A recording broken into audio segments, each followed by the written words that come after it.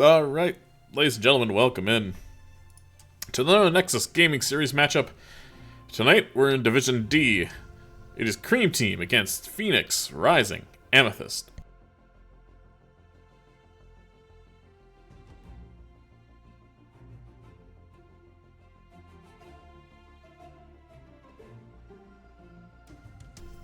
Our early map bans for the blue team, our home team tonight, are Garden of Terror and Sky Temple. Meanwhile, PRA banning both BOE and Braxis. Our first map tonight will be Infernal Shrines. Let's see if a lobby is up. Looks like it is. And we've got almost everybody in here already, so that's a good sign. Looks like we'll be starting mostly on time. Cream Team, the team with the most unhinged names of all time.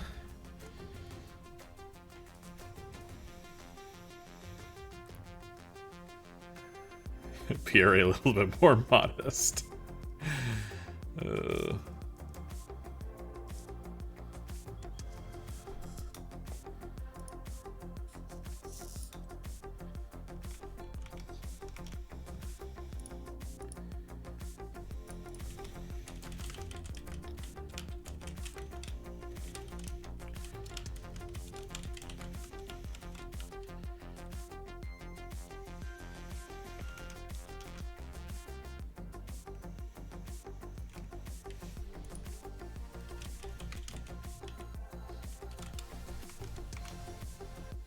What's up, Multi Shakes?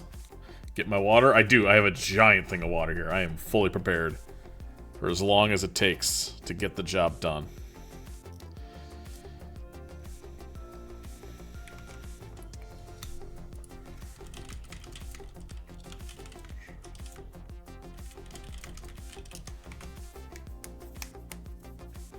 Current team is ready. Just waiting on PRA to say they are ready, and they are. So that's good. I like when I can do my intro and the game starts, well, at the end. Both teams are on the correct sides. That's good. Chokehold incoming says what? Demeliu.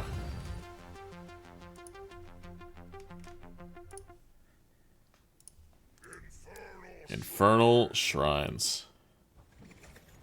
Show how it's done in the Ram Ranch. Man, both supporters of Cream Team and the Cream Team in general. They, what a group of humans. Mama's Meat, Reuben Ripper, Creamy Cowboy. Ugh, gross. Y'all gross.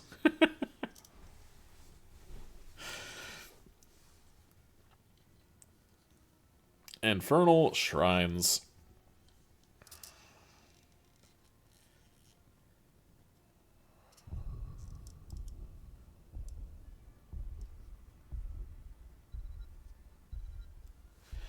What is our first ban of the night going to be? Target ban.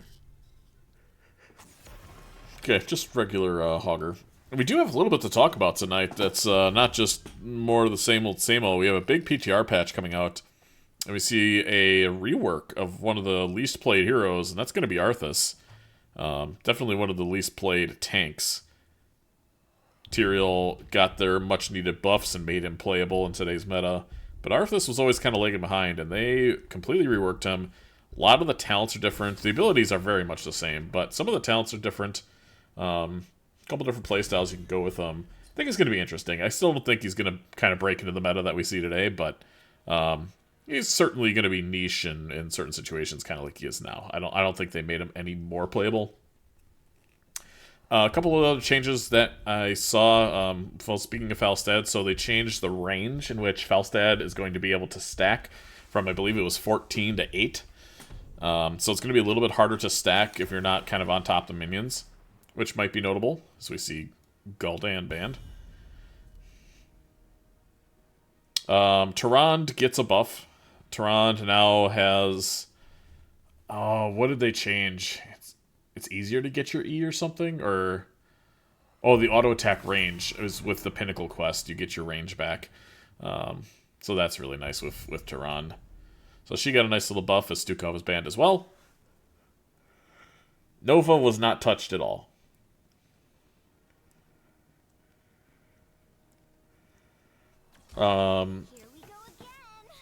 Chelsea grabbing the Chromie here early. The Murden got kind of a nice change. So they actually did nerf. Hey, Gus. They nerfed the Murden 20, the Mountain King. They just increased the cooldown between the timers there. So that got a bit of a nerf. But at 45 stacks, you get your Pierce, and that's a bit of a nerf. But the big buff comes in. If you hit a Q and the target dies within 3 seconds on Murden, you're going to be able to get 5 stacks. So if you get a kill with Hammer, 3 seconds later you get 5 stacks. So that's a nice little buff. I still think the Pinnacle is going to be quite hard, but at least you don't have to play like an ape to try to get your stacks and kind of play around the slows. So nice little change on Murden. We see a Junkrat taken there by Mama's Meat. PRA taking both their DPS early, so Sylvanas done, and Anduin, or excuse me, Anduin is banned, but Johanna grabbed there by Zergburn. Pretty standard meta picks across the board. So nice little change on Murden. Deathwing got a very small nerf to his E. Cooldown was increased, and I believe time between going in the air, it was like 15 seconds before, and now I think it's going to be changed to like 20. It's a little small nerf there. I still think he's overstated. I still think he's very overstated. But, you know, I guess we'll see. The Arthas rework. Chen got, depending on you ask, my very good friend who's a very, very good Chen player, thinks the Chen buffs are going to be, or the Chen changes rather, are buffs. Keg got a nerf from 50 seconds to 60. Which I think was probably needed. It was a very, very strong ability and very good Chens. You just kind of have Keg up all the time before anybody else will have anything to deal with the Keg. So I think that's a good change. We see Diablo and Tassadar snagged here. The dynamic duo. Kind of double mage here. And it's a Brightwing and Leoric.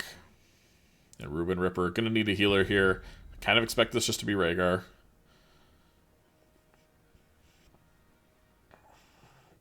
I'm trying to think if there's any other changes. I may have missed one or two. Oh, Gazlo. Big Gazlo buffs coming, ladies and gentlemen. Are you ready? Are you tuned into what I'm about to say? Because this is huge for Gazlo, okay? They increased the amount of health his turrets have from 510 to 600. End of list. That is all that changed of Gazlo. So, I can't even fathom how that comes apart in a meeting. That really does tell me it is one dude working on this game, where he's like, I think that should have a little bit more health. I can't even imagine where that comes from. And it is the Rhaegar as we expected here. So, yeah, big Gazlo buffs. We got a best of 3 for you tonight. It is Div D. Let's get into the action here.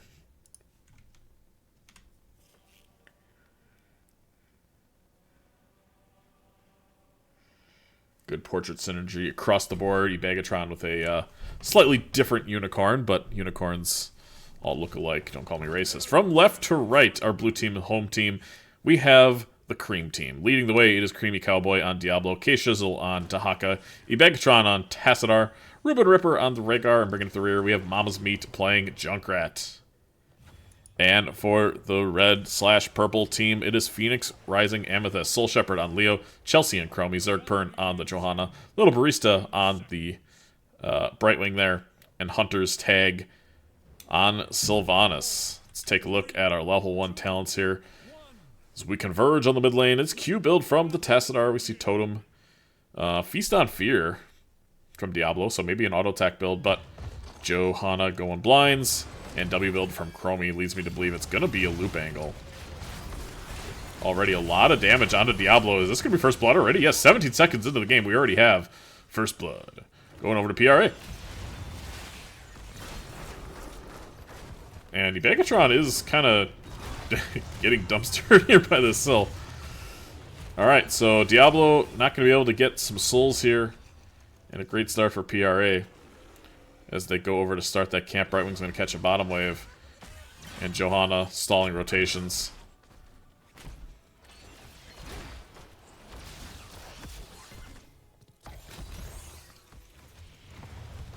Red team already getting their camp out. Blue team going to be a little bit behind. Leo doing a great job double soaking here. Tahaka obviously going to be able to catch up right quickly with that global. And maybe they go in on Tassadar here? Doesn't look like it. Surprised we didn't see PRA go for this camp. They're going to go for it now, but Tahaka does have dig. And I guess with the Diablo here in the mid lane trying to clear this out, maybe they're not going to try to force this. But you can see they want to force it. Is dig going to come out here? K-Shizzle isn't quite digging yet.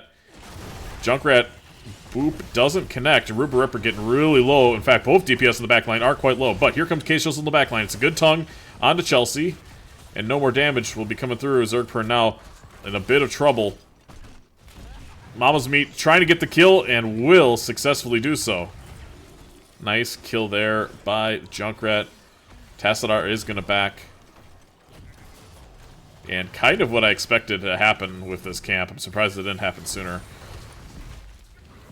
But a nice rotation there from Tahaka.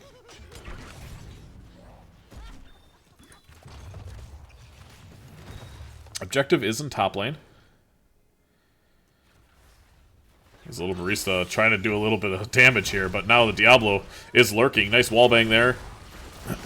The wall, she's going to try to get out through the bottom side. I don't think she's going to be able to, no.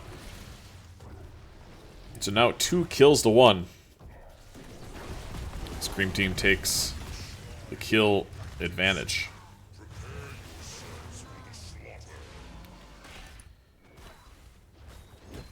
Both offlaners doing offlane things. Snooze.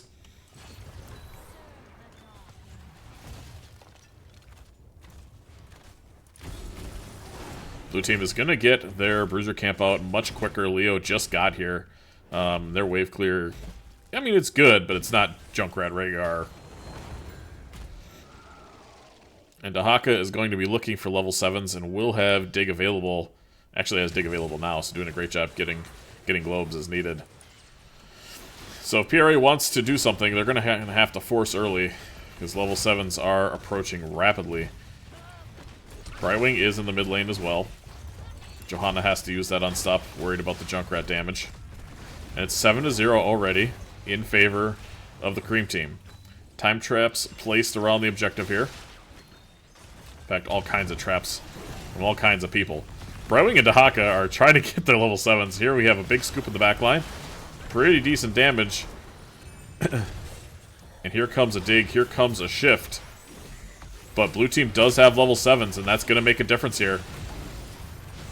I say that, but Creamy Cowboy getting low. Leo providing a terrible, terrible damage. Tassadar getting low in the backline. Hunter looking for something. And it's a nice boop from the Junkrat to disengage. Or the rest of the team may have died. 29-19 now in favor of the Cream Team.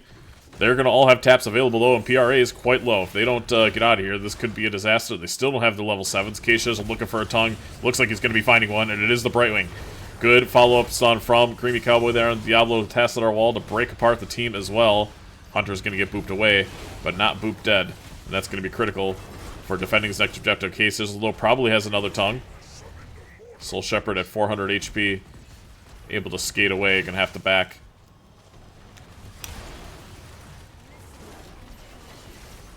And go deal with the other lanes. What's up, Hoku? Zergpern's gonna have to try to eat this. Sort of does successfully. Creamy Cowboy going in.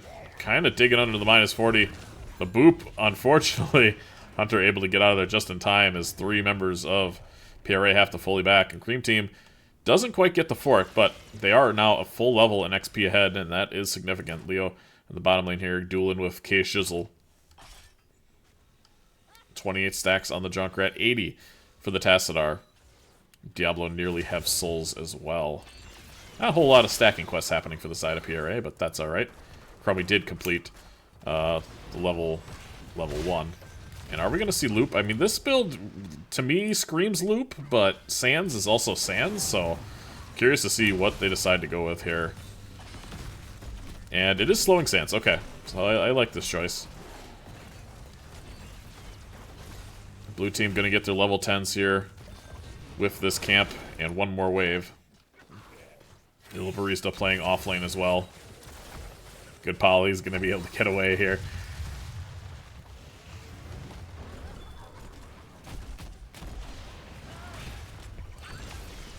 Junkrat Trap not going to connect, but a huge Q there from Tassadar. Takes so much health out.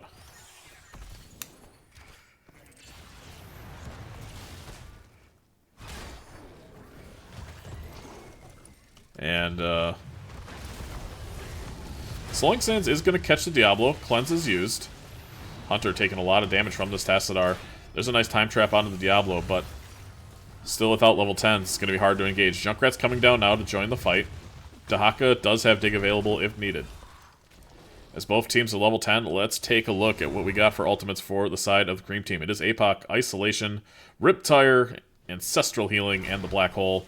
Diablo is on an island here. Diablo is super on an island. He does immediately get mind controlled into the Slowing Sands, but Ancestral is used immediately. Now Black Hole is going to come through, but not going to connect on anything. Tongue also misses. Blue team has pretty much missed every single ult. We still have Entomb, and there it is. It's on to Creamy Cowboy. He's not going to be able to get out of it this time. Beautiful Poly to follow up as well. Now E-Bagatron caught low. 35, minus 35. Soul Shepherd looking. Nice tongue there from the Dahaka to be able to save the Tassadar there.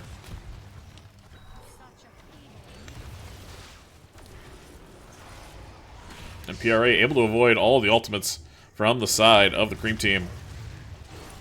And not necessarily take a decisive fight, but souls are souls. And souls are down. Hunter and Chelsea gonna tag team this Bruiser camp. Meanwhile, we got a 3-man effort here for the left side. Bag, Rippin, and Cowboy. Both teams get their camps out at roughly the same time. Dahaka's already here looking for a tongue potentially onto Leo. Junkrat's gonna miss a boop. So blue team gets here first. They're ahead in XP as well. The Chromite W gonna snipe a little bit of the monkeys here. Let's zoom out so we can get a better scope of what's happening here. Zerdburn is roping around. Junkrat Boop is gonna disengage just momentarily. Isolation does land onto Johanna. Polymorph throw onto K-Shizzle, and now here's a big engage from the Diablo. Unstoppable is going to have to be used, but his health bar is going to be very, very low out of this. The APOC not going to connect this time, but the Black Hole actually also won't. Zerdburn getting low. It's a 1-for-1. Both tanks have died. Huge W damage there from the Chromie. 3 people getting caught by that. And it's 36-16. It looks like Cream Team is going to be able to get this next objective very safely. K-Shizzle is swimming in the sand, but it will not matter. Top camp was won by PRA. That's basically just luck. Flip a coin. See how that happens.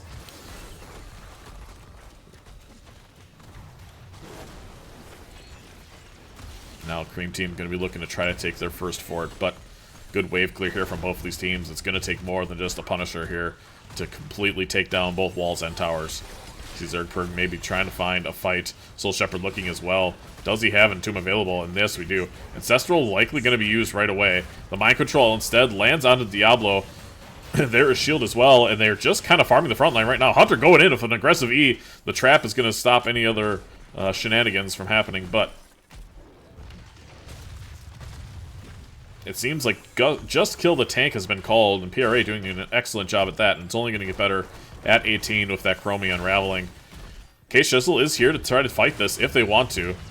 Junkrat not going to be able to get a boop, but K-Shizzle's looking for Chelsea. Gonna miss this time, and now he's in a lot of time. He's gonna have to stasis it. That stasis lasts a while, by the way. So Riptire is used. He's gonna try to get out, but will not this time. Now Little Barista getting low, needs a blink out. Does get it.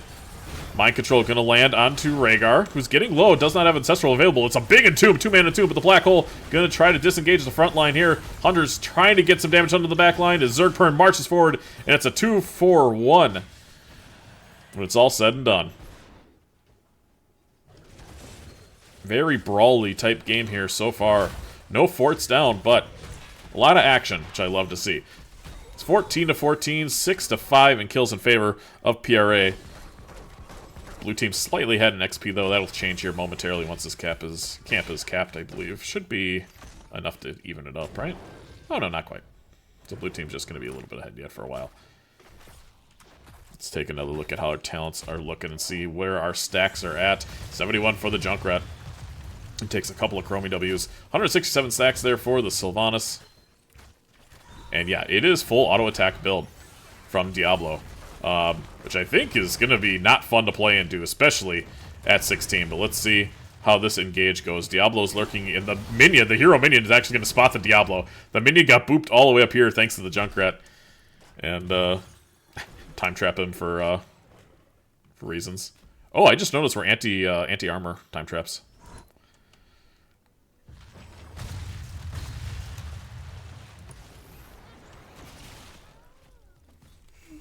Excuse me, big yawn.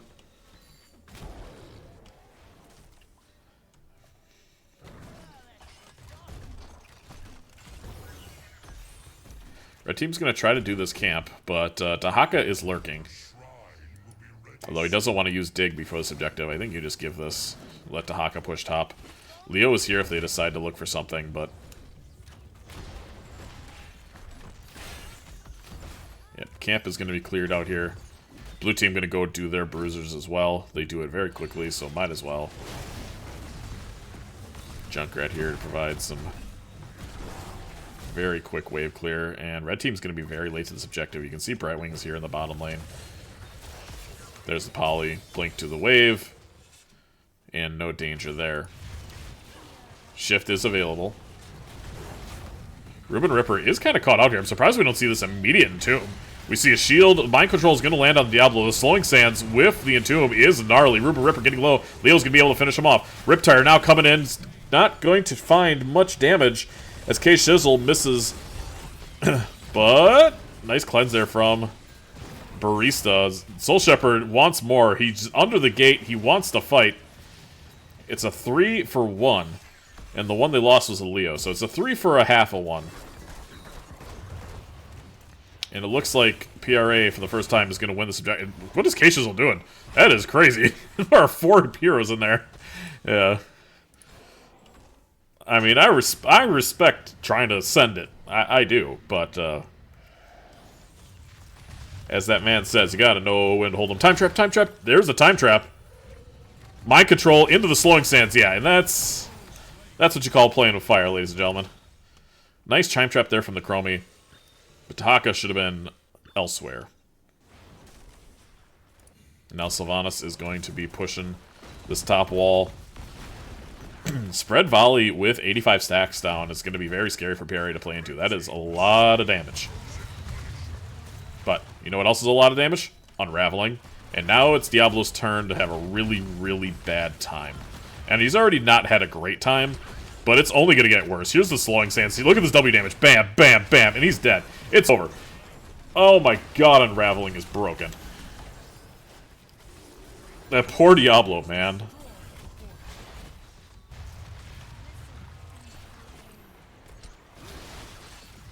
Slowing Sands onto the wall. Unfortunately for PRA, the wall doesn't take additional damage because the Slowing Sands is there. But, Junkrat almost getting the boop the Chromie in. Riptire is going to be used here to help clear, help discourage anybody from pushing. Takes out the wave. And the first fort has fallen, PRA getting the first one down. And no Diablo for another 11 seconds.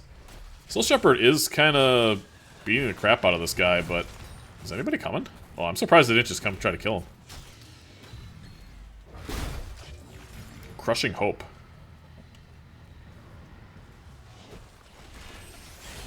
I don't know if you want this fight if you're the cream team here.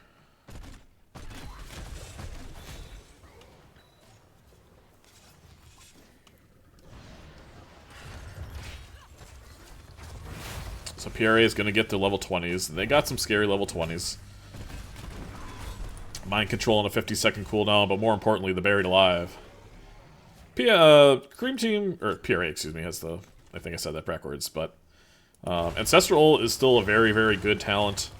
I don't know what you go on Tassadar. Probably Longwall here. There's an Entomb onto Junkrat. And that's going to be about all she wrote for the Junkrat. Shield was used there as well. Mind Control goes waning. Joe's still deciding on what to take at level 20. What the hell level 20 is this? We have Withering Barrage and Evasive Fire from Sylvanas.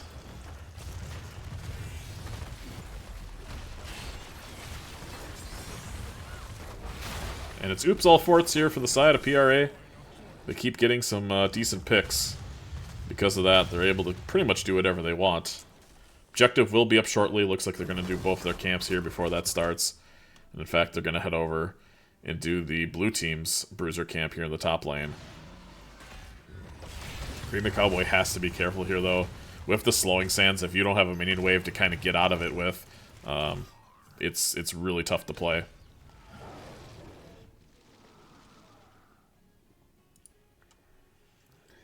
Let's see, we do have Hellgate, Contagion, Extra Oomph, Farseer's Blessing. It is Longwall. I think that's a good choice. If you're not going to go Archon, then Longwall is definitely serviceable for sure.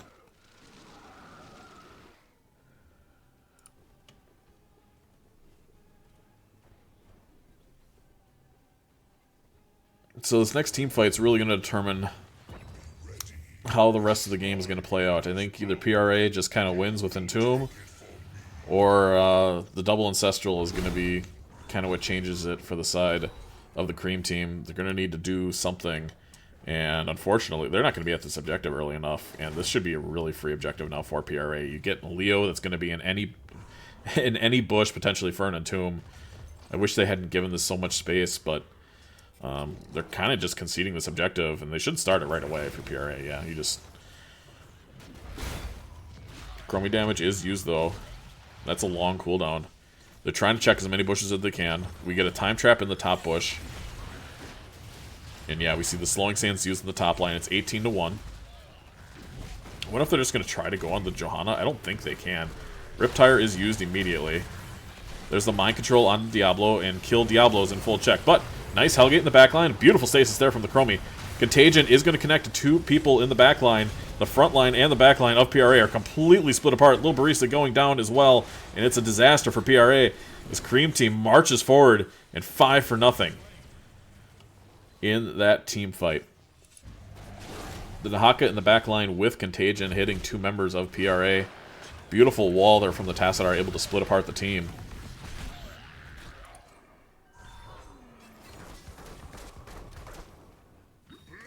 Double Ancestral also, by the way, having pretty decent value. Can you just... Oh man, I'm surprised they left that Junkrat live. I didn't even see where the Entomb went off. It must have gone off.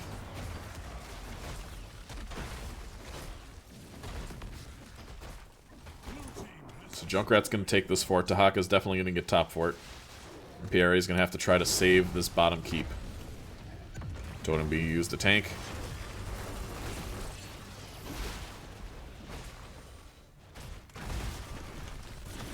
I think I have paint in my beard. Do I have paint in my beard? Tell me I don't have paint in my beard. Here comes the Punisher. Chelsea caught by the wall. Instead, Creamy Cowboy goes onto the Johanna. Here comes a Riptire with some extra oomph. Gonna interrupt the shift there. Now Soul Shepherd maybe looking for an Entomb here. Doesn't quite find the Tassadar. And yep, it is oops all forts. All the forts are going down.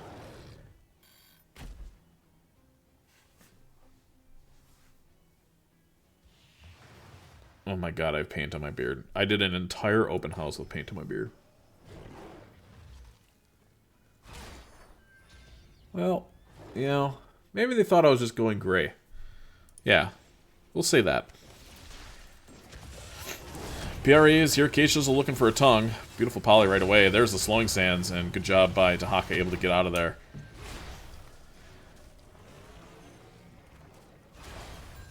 Ow. Oh, my poor beard. This is why you don't do home improvement projects, ladies and gentlemen, because you get paint in your beard. Oh my gosh. That is in there. What do we got going on here? Not much, honestly. They're just waiting for the next objective. Surely this won't be another 40-minute Infernal Shrines game, right? There's the Slowing Sands. There's APOC immediately used. Slowing Sands is cutting off most of the team here. There's a shield. You're going to use shield for the camp, and it's a big entomb this time. And the Chromie damage is here. And it takes out the Tassadar immediately. The Riptire not going to connect as well. Leo in the backline trying to will his team to join him, actually. And they won't. But you're happy if you trade a Leo for a Tassadar. An objective should be spawning here momentarily. It looks like they're going to fight some more. K-Shizzle is getting low. Now he's playing in the sands again. Hunter's tag looking low. Or looking at the low to Haka, rather. And the Slowing Sands now doing what it was intended to. And Johanna is looking for Creamy Cowboy here, and I think she catches him. Chelsea is going to have sands as well. Good cleanse there from Ruben. Really, really nice cleanse. Junkrat does at the bottom camp. Soul Shepherd will be up with Entomb. And it looks like PRA wants to take this top keep, which I think I'd rather see him push mid, but maybe that's what they're doing now. Yeah. Entomb is up. Black Arrows is up as well. Ruben's got to be really careful with Entomb available.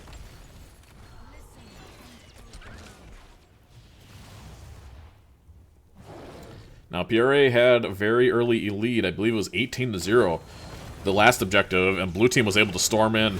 Now, they're not going to have Ancestral for about 11, and Dahaka should be able to dig in if need be. Yep, he does have that available, so let's see how this is going to play out. They need to play in the sand if they want a chance to really kill anything quickly. Here comes some extra oomph Riptire. Time Trap does stop two of the front line, and in the back line, here we have K-Shizzle, but misses the isolation this time and immediately gets Entomb. Immediately the Dahaka gets blown up, but a good black hole is going to catch two people of PRA in the wall. Doing a lot of work as well. Zergpern going to go down. Chelsea, but both DPSs are alive, and a huge ancestral healing here. Soul Shepherd trying to stay alive. Is he going to get the auto off? Not quite. Chelsea getting... No, not going to get the Rhaegar. And Bear is trying to get to her team. Hunter is trying. I don't know what he's doing. He's just kind of dying. Junkrat, meanwhile, was AFK. By the way, he was just kind of hanging out on the objective. And yet again, despite an early lead on the objective for PRA, Cream Team able to walk in, win this objective, and well, it's not gonna. It probably takes the keep, but that should be about all it gets. Dahaka dies immediately to the Entomb. No, what are you... No, don't...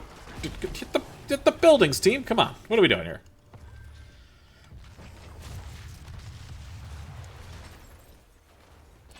Are they just going bottom?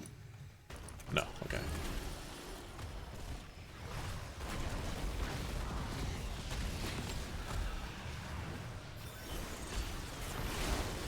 Here's a jump. Lands onto Leo, who takes a lot of damage. I guess they do have a 25-minute Mortar Punisher, by the way.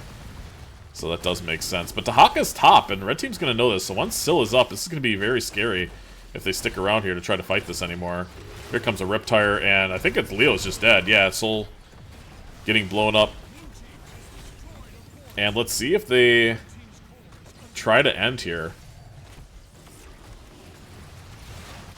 Punisher. Ooh, nice mind control there, but the Punisher here to provide some damage, and the Ancestral is good. Creamy Cowboy in the backline trying to get to the Chromie, and they do successfully. And just like that, I think the game is going to be over here. 400 HP on Barista. Hunter kind of smurfing? Okay, Hunter kind of smurfing. They're trying to hit the core, but they can't hit the core. Tongue lands. Okay, 23 HP core in a dream, and Creamy Cowboy doesn't know he's back. Okay, now he's back. I don't think he knew he was back yet.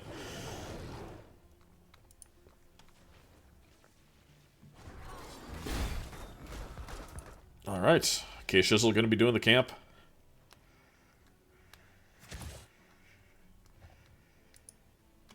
They're checking this camp just to see if they're not on it. I guess they have the numbers, so that's why they're taking an aggressive stance here. Next objective is in the bot lane. Let's see the condition of the bot lane. Okay, tower's down already. So next objective ends, I think, no matter who wins.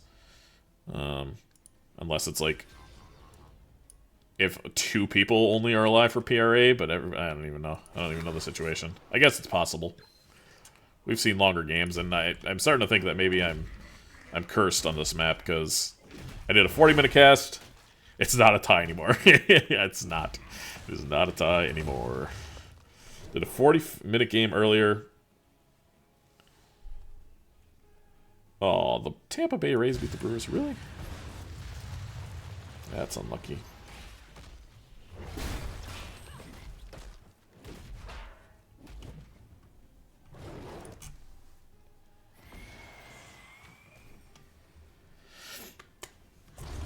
Shizzle's so fast, so furious.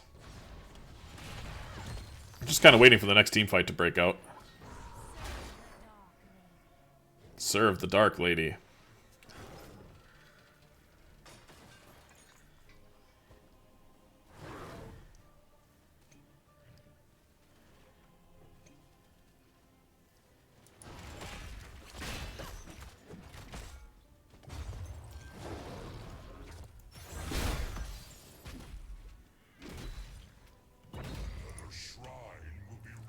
Alright, take a last look at your level 20s. They're going away. We've been staring at it now for the last 10 minutes. Okay. Zoom out and take a look at the angles here. Again, PRA in good positioning to start. Entomb is going to miss, so again, a huge ult down. Mind control onto the back line. Hunter trying to get out of there, and it looks like he's going to be able to. But Chelsea does get... Oh, nice cleanse. Ancestral's used. Pretty much everything is down now except... Okay, there's the black hole. K-Shizzle, the one getting low. And nobody's really taken any damage except for Zergpern, who is now in a bit of trouble. But it's big damage there. And now here come the Sands. Creamy Cowboy at minus 50. Megatron, the time trap. Oh, the time trap would have been huge. But they didn't catch it in time.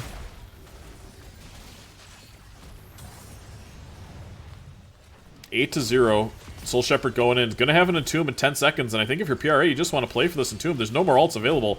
Tassadar continuing to hit massive Qs. K-Shizzle trying to find a way in, but not going to be able to get through these sands. You don't want to try it. And now you see him in the backline. Mind Control landing onto the Tassadar. Tongue gonna miss.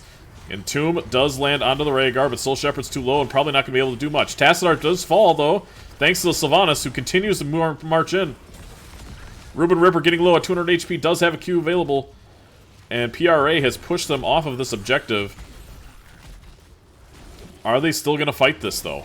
Here comes some extra move for Riptire. That does kill Soul Shepherd. No, here comes the shift. Won't kill him this time. Does not get a full reset, but it is only a 16-second. And they're going core. They're going core with 2 catapults right now. They're just going to all-in core. They need to back immediately. PRA doesn't know. This game is over. Oh, Cream Team is going to get the back door here. And it's nothing that they can do about it. The catapult's going to be 3 catapults on the core. I don't think they can do anything about it. The Riptire coming in as well. They have to kill the Katas. I don't think the heroes are that much of an issue. It's the 3 Katas, and that's it. GG's. Cream Team going to win 1-0.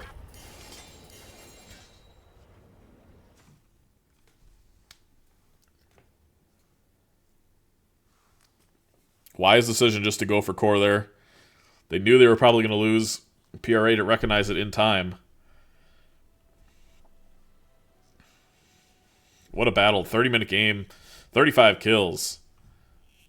And a heck of a lot of damage. Both mamas meet. Again. Why? Why are you naming yourself this? And Hunter's Tag leading the way in damage. Both mages close behind. Healing numbers relatively the same. I mean, just a very, very even game all around. The Cream Team comes out on top.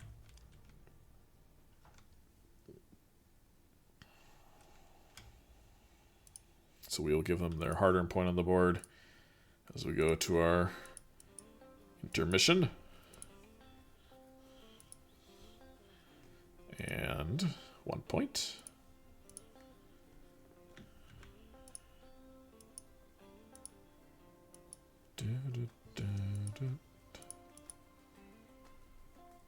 Why can't I figure out... Okay, there we go.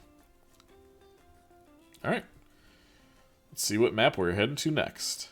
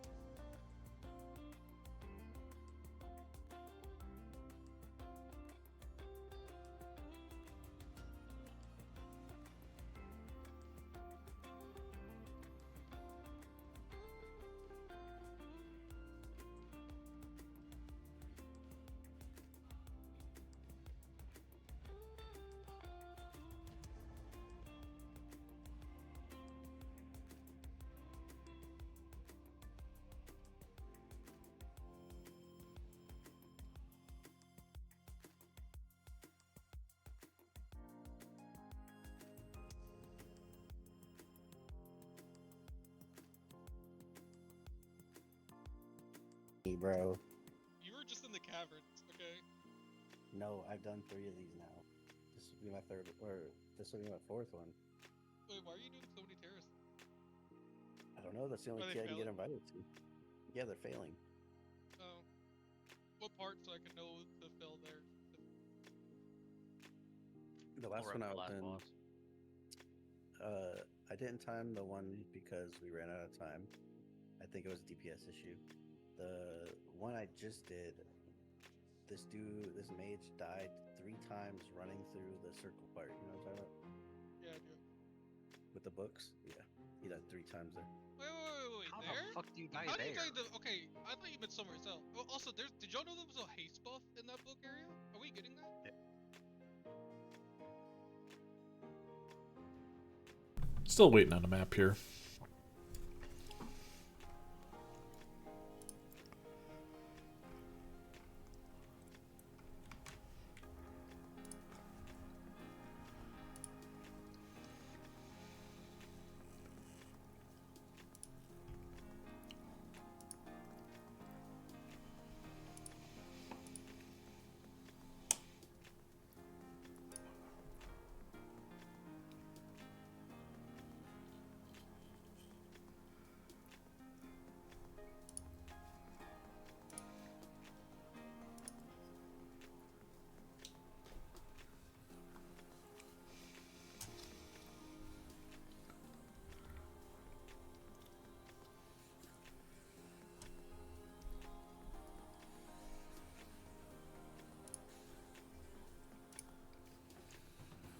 We're going to D-Shire.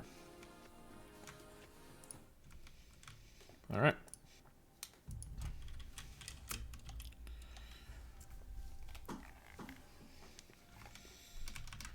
Where's my Soothsayer?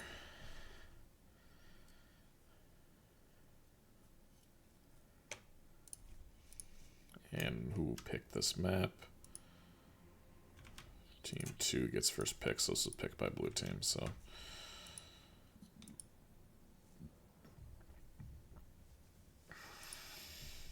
Not sure if full send means they're ready. Okay, full send meant they're ready.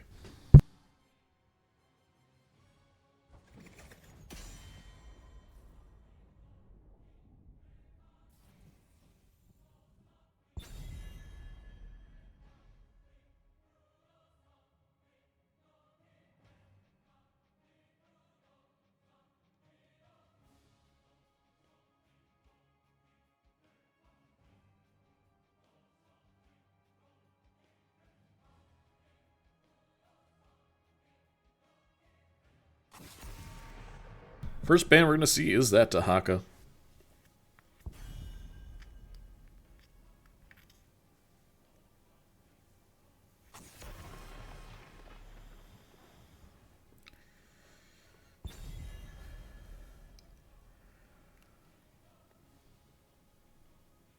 Falstad band. Pretty typical here, especially on this map. Pretty solid choice.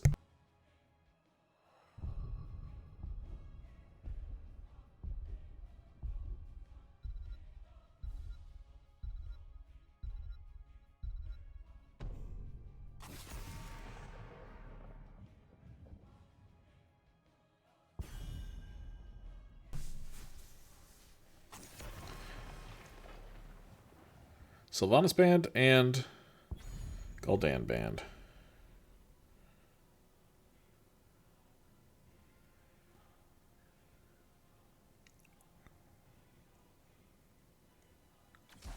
It's a perfect day for some mayhem. See Junkrat taken, so Junkrat flips sides.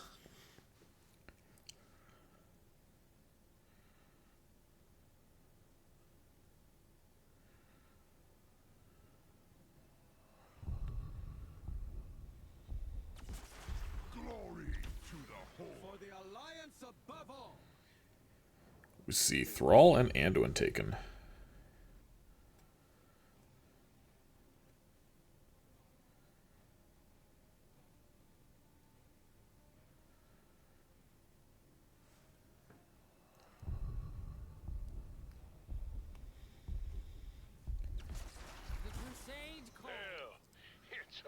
The Crusade calls. See Tychus and Johanna taken again. Zergpern stuck in Johanna jail tonight.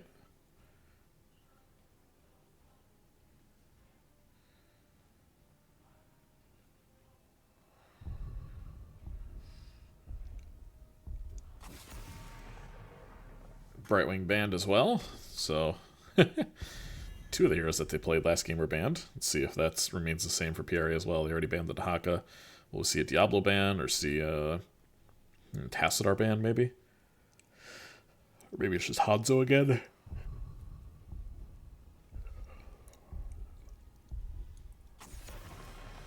No, this time it's going to be a Tracer.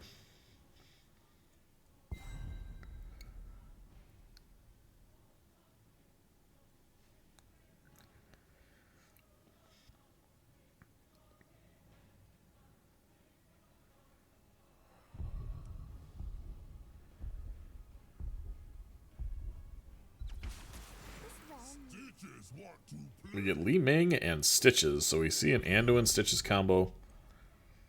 Are we going to see an offlane Johanna? What if we just see an Anubarak here? It seems bad. Nah, it seems bad. Rhaegar switches sides. For the offlaner, Sonya? Blaze? Kind of like Sonya, but I guess Blaze is also fine. That's just going to be Leo again. I think Leo is less good here just because of the Anduin double pull do be a thing. And rounding out the team.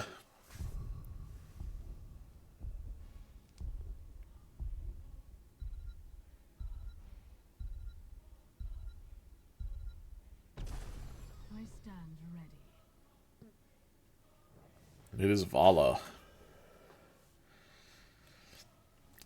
That's a lot of damage, but Thrall, not really great on wave clear, and they don't also have very good camp clear. Where Rhaegar Junkrat, as we've seen last game after Cream Team showed it off, certainly have a lot of camp clear. So they should be ahead on Prio. But PRA doesn't have anything to play the map very well, so Thrall is kind of free anyway. I don't know. It's going to be interesting to see how this plays out. We're on D-Shire. Surely another map that won't go 30 minutes. Copium.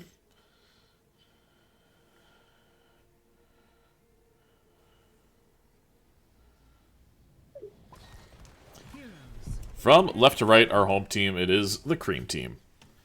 We have Creamy Cowboy on Stitches, K-Shizzle playing the Thrall, Ebagatron on Li Ming, Mama's Meat on Vala, and Ruben Ripper on Anduin. From right to left, we have Phoenix Rising Amethyst, Zergpern on Johanna, Chelsea playing Tychus, Little Barista on Rhaegar, Hunter's Tag on Junkrat, and Soul Shepherd again on the Leo. As we converge in the mid lane, let's take a look at our level 1 talents. Notably, we have a Maelstrom weapon here from Thrall, so telling me that they want to brawl with Thrall Q build Vala. And first hook, will it connect? I suspect so. No, it gets interrupted. PRA almost doing what they did last game and getting a kill at 17 seconds, but this time they're going to have to wait a little bit longer to get that first kill. 1Q already does connect.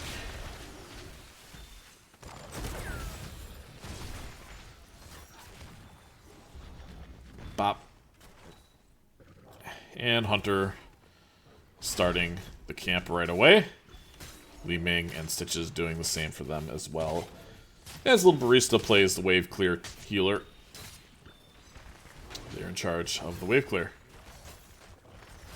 Are they going to look for an invade here? Leo does have Proud. No, it doesn't look like it. Tychus starting this camp? No, not quite. He's going to come rotate down and then start the hard camp.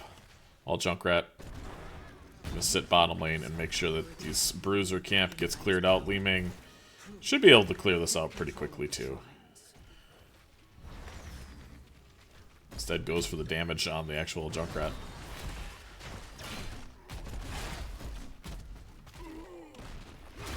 Where's the rest of their team? Oh, they're doing bottom camp. I didn't even notice. They snuck bottom and did this bottom Bruiser camp instead of their own. Nicely done there. 9 stacks already for the Thrall. Only 1 on Vala, notably. Expect that to change pretty quickly. Junkrat did boop most of the camp inside the fort, so it's going to get cleared out much faster. Anduin playing frontline Anduin. And we have PRA just slightly ahead in XP. Stitch's hook gonna miss. Leo is here to provide some support. Did that Q get interrupted? It did. The audio went off, but the Q didn't come out. That was very strange. That is Blink by the Li Ming. But I don't think there's a whole lot of kill pressure here for a while. Now it's a nice hook. And no Ancestral available just yet.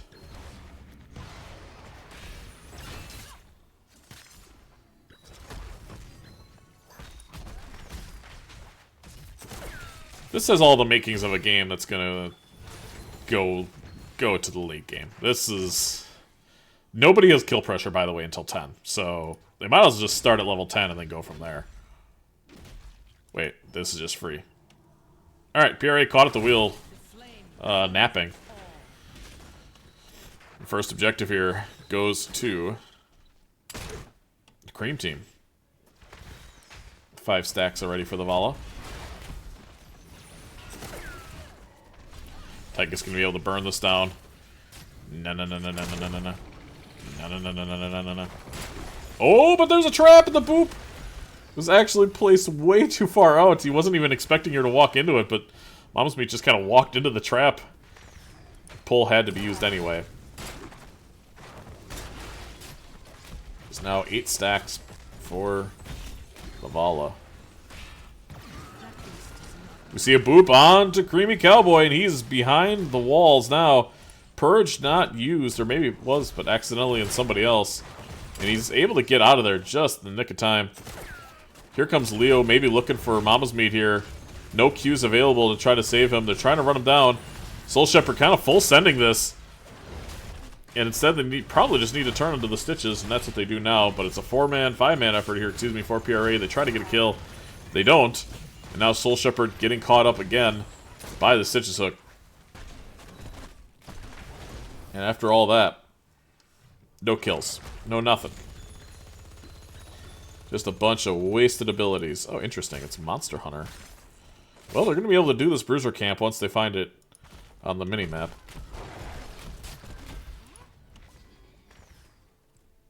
And it looks like, yeah, that's where they're heading now. Thrall gonna help as well. Already 13 stacks in the Thrall. Vala's gonna have to back for some mana here probably after this. Well, maybe not. I guess they just tapped. Leo is checking this. There's no way they can fight it. But maybe they can kill Thrall. A lot of damage coming out, but here comes Chelsea at 15 HP. One more auto's gonna do it. The minion wave. Not quite. Another couple of stacks for Vala. The shrines will soon be activated. And while all that was happening in the bottom lanes, bottom siege camp was taken, and they're doing a pretty good job doing what the name entitles, which is sieging. Yeah, smart play there to hook that in. Get that cleared out. Anduin should be able to pull creep. That'd be funny. A little bit of engage here. One more Q connects. There must always be a dragon. We have Calamity Li Ming. Will it be you?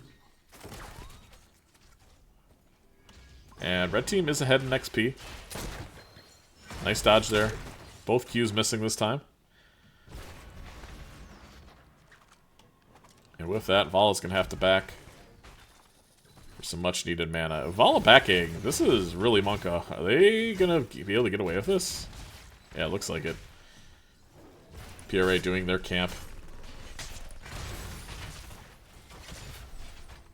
And Cream Team, for the second time this game, taking the Bruiser. Left level 10s, we have Ancestral, Shield, Riptire, Silence of Tomb, and Odin. 1, 2, 3. More stacks.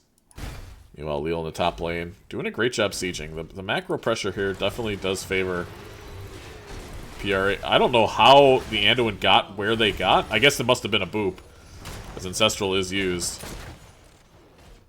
It had to have been a boop. There's no reason for that Anduin to have been anywhere near that wall.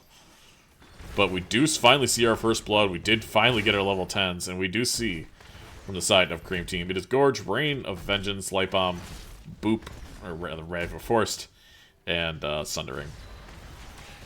So they should be able to cap this, but Chelsea could just... Oh, I guess they don't have the level... Yeah, he's okay.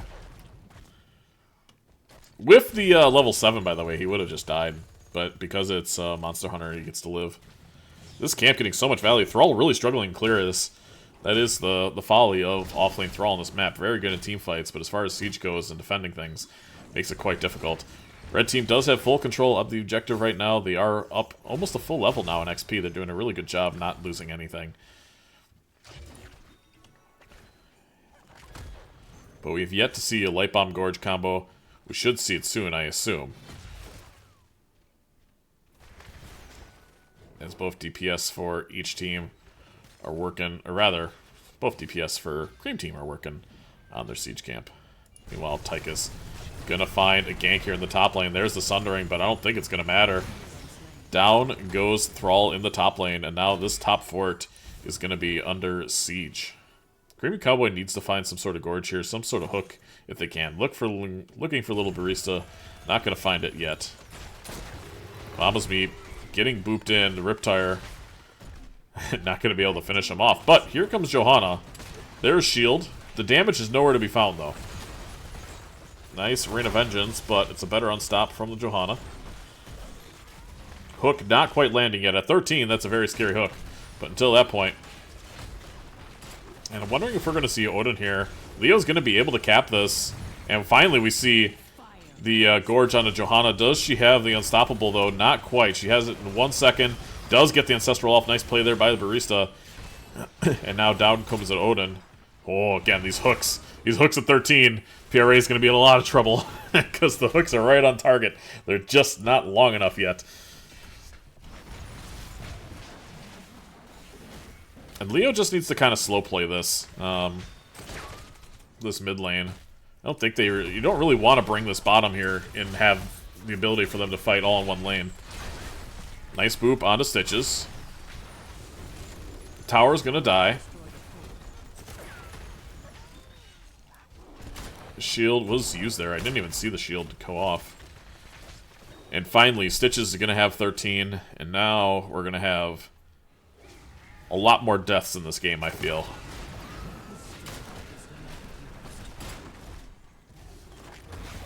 Here comes the first hook. Is it gonna land? Almost. That's a good look. That's a good look. This is a very, very good Stitches map. For that reason. So many cheeky angles. This one being my favorite. You can get through here and hit this area. It's pretty gnarly. But also, like, even this camp. Trying to do this camp and getting hooked from here or here. Like, it could come from frickin' anywhere. It's awful.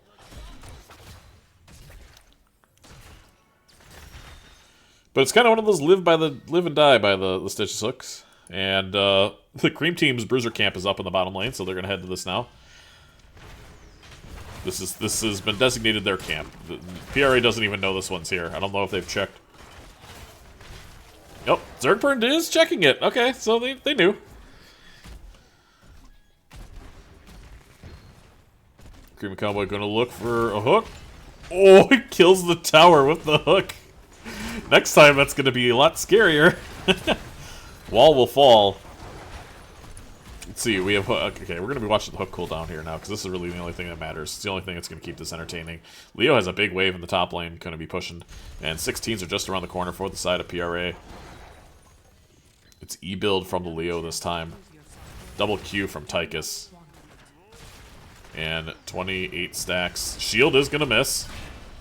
It's a 3-on-5 right now, and Li Ming is doing a lot of damage to the backline. Are we going to see a Gorge? No, but we are going to see an Entomb. Bagatron is in there, but he's going to be able to blink out momentarily. We see a Light Bomb Li Ming, which, I mean, I'm a fan.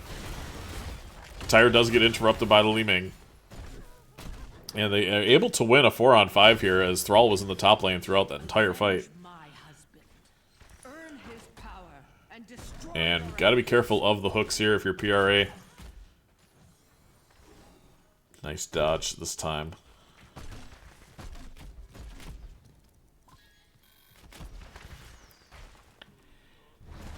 And let's see, it looks like Chelsea's gonna head to the top lane, maybe try to get a pick onto the Leo, or onto the Thrall rather. Junkrat should, as long as he doesn't get hooked, should be able to clear this relatively free. Maybe even use Riptire.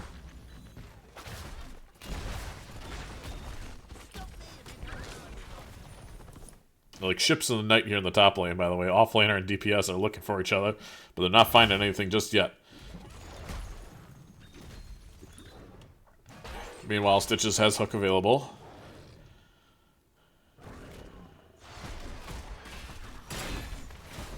Not going to find it this time again. Valas that go Q build are very, very predictable, and you kind of have to be careful once you, there's a big shield.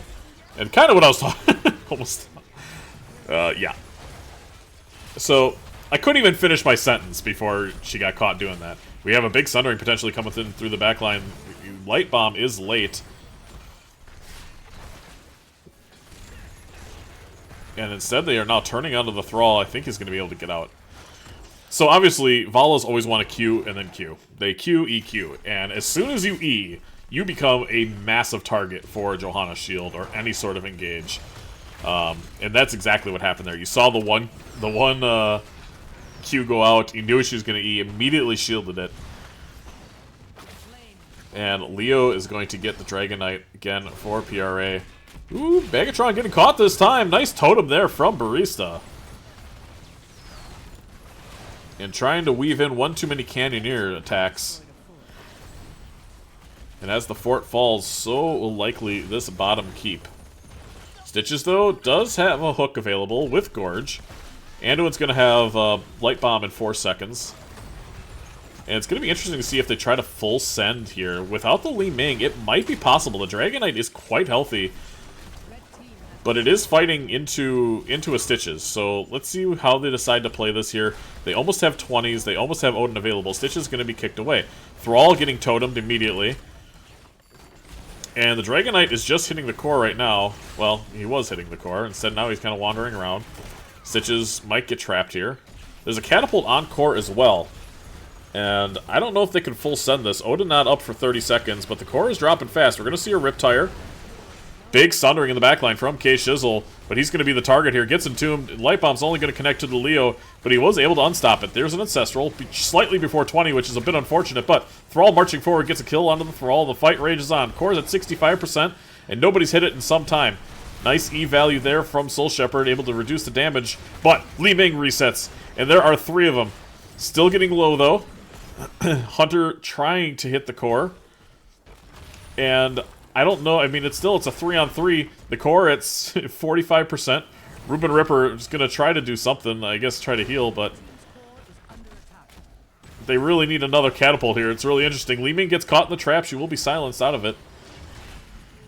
And Junkrat is doing what he can to poke this core down ever so slowly. The Leo's going to be back, actually not as fast as both the Thrall, but we see a boop. Oh, nice interrupt there by Megatron. Cannoneer value, by the way. Holy. That auto attack. That auto attack was something else. And it's a nice hold from the Cream Team. They're able to get...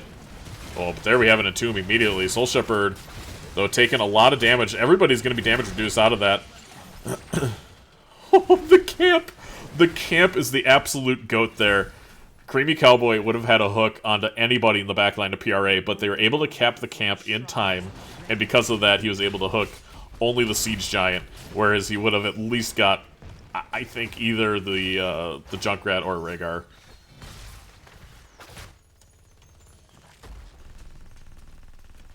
All pretty standard level 20s across the board for PRA. Going to be interesting to see what specifically the Stitches takes. If it's going to be like Multi-Gorge or Gas Bag or something. I assume it's going to be Respawn, because with this type of build, it's something that you would try to do. And I really like this from PRA. I think you have the Odin, you have your level 20s, you have Silence and Tomb. I like just kind of going for this, and it's not even a back door like they did the first time. It's going to be a front door try-to-end angle here, as Chelsea's going to Odin this immediately and start hitting the core. Soul Shepherd does get hooked, but we're going to have a big Entomb here. There's 3-man Entomb, and it's all over. Get him in a body bag. Great Entomb there from Soul Shepherd. Chelsea with the Odin as well, providing aerial support. And we are going to a game 3. GG's.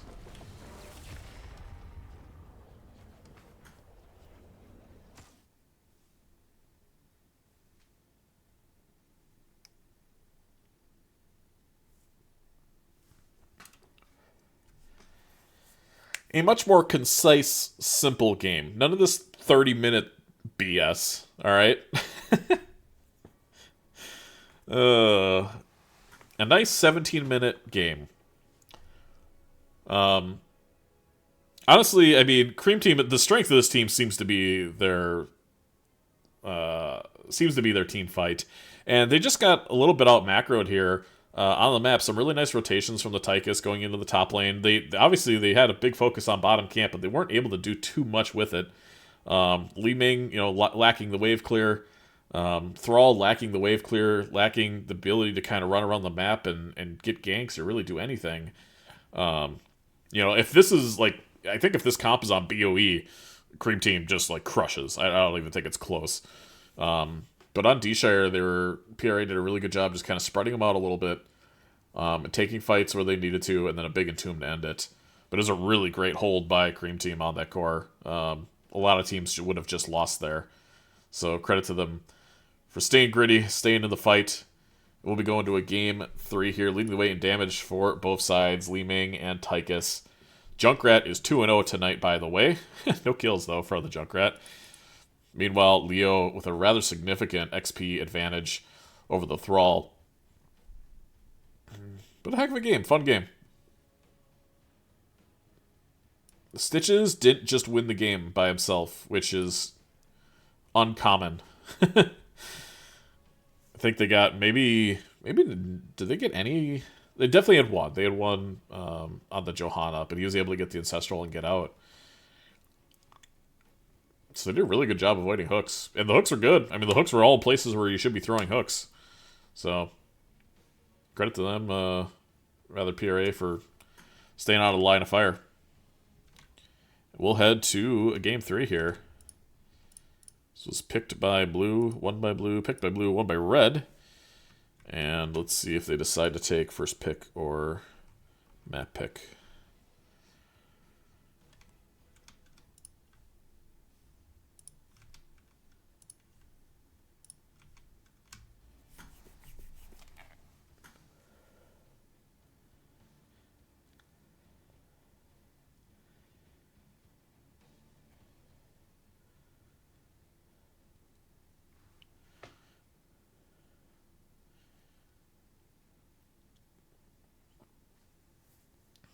Dun, dun, dun, dun, dun, dun, dun, dun, dun, dun, dun, dun, dun.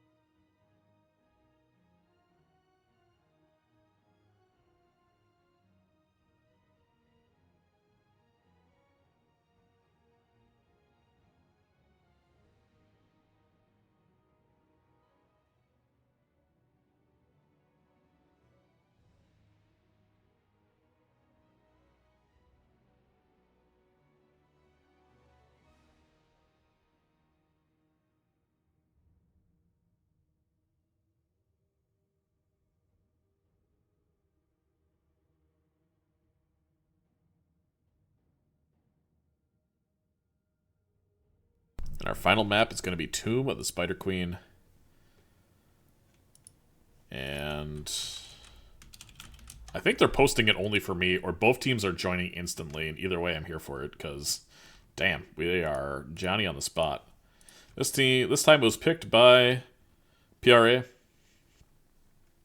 which means Cream Team will have first pick.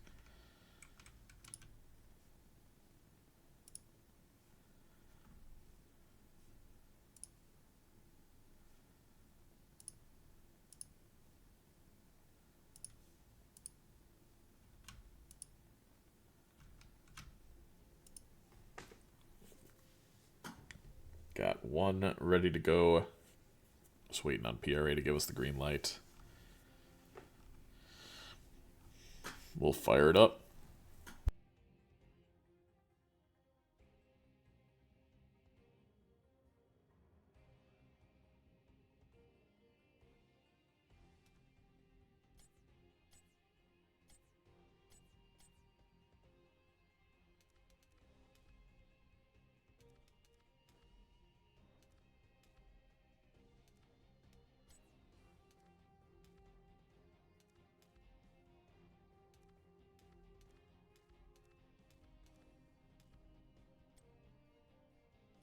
Alright, green lights all around.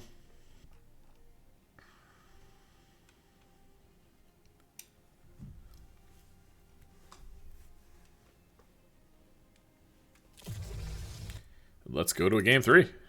Oh, I didn't give them a point. That's a very, very important thing I'm supposed to do. Okay.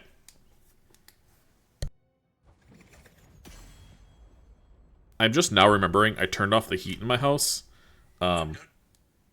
Because it was 70 degrees today, and I have not turned it back on, and it's now like 40 degrees. And that would be why my house is freezing. Where is my... Oh god, what stupid app is it for my stupid thing? It's like Google Home? Let me try Home. Okay, it's the Home app. Thermostat on. What does it say it is in here? Indoor temperature 67. It feels a lot colder than 67. Heat, please.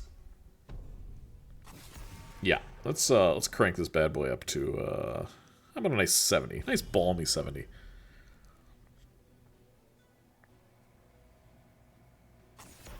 Alright. How many DPS have we seen banned? 2 again. Gul'dan banned, no more Leo. They're tired of getting entombed. And honestly, can't blame them. That Silence and Tomb not single-handedly won the game, but certainly put an exclamation point on it. Falstad banned as well. Johanna or Junkrat likely going to be the first pick here for the Cream Team. Let's see what they go with.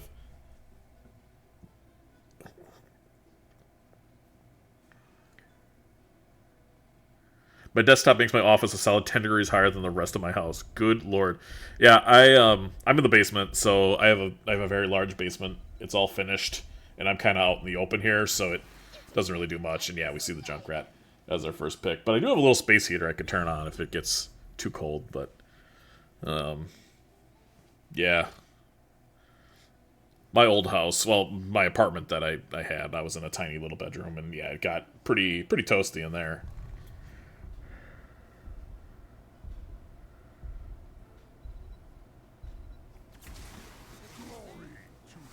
And Zerg Perm for the 3rd game of the row. We have a Joe Mama. Curious if we're going to see a Varian here now. We could just see, like, Varian Tychus. Or Varian Stukov, even? I don't hate Stukov here.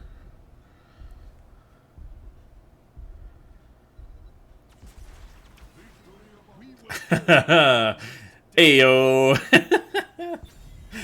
Yeah, no, that's smart. Water plus computer seems bad. I used to have that. We had a sump pump fail, and I moved upstairs. Yeah, so I had a very, very scary moment where, and certainly first world problems, but above where my computer is my laundry room, and I used that faucet in the laundry room underneath to fill up my hot tub. And I didn't realize that it wasn't fully secure, and it started leaking downstairs all over the damn place. On my, My ceiling still's got some, like, water damage. It got over my computer, and thankfully nothing was ruined, but I was panicking for a while. Anduin banned, Tychus banned. We have 4 DPS banned.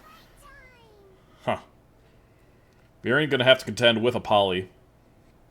What do they pick here for DP? I mean, what are you going here? Fala? Hanzo, maybe? I don't really like the Hanzo into Varian.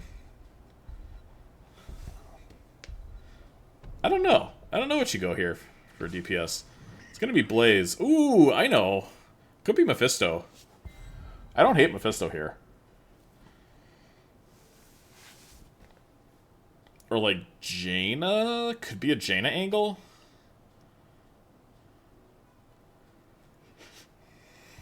Our bathtub sprung a leak one time. Luckily, it was over the unfinished portion of the basement. Yeah, so when I moved in to this house, my... Ooh, it's the Hawk again, and Ibega trying to grab Sanzo. They must have been having problems in the basement, because there was water damage down here, and they didn't realize it was the sump pump, and then I moved in and also didn't realize it was a sump pump, and my entire basement flooded. And I had to replace so many things, and I had to replace a bunch of carpeting, and then I replaced the sump pump, but, like, I was really pissed, because in the condition report, they didn't say anything like, oh yeah, the basement's been flooding, because I'm sure it was. We bought it in winter, like, I don't know. It's gonna be Chromie, okay. I like this. I think it's gonna come down to a couple individual efforts here. I think both teams have the tools to be able to deal with it. Obviously, Johanna's gonna be in a little bit of hurt, thanks to the variant at 13, but, they do just kind of have a minion for a couple of levels, and this map does snowball, so they gotta be careful. But we have a best of 3, and I'm excited about that, and thanks for joining us tonight. Let's see how the rest of this match plays out.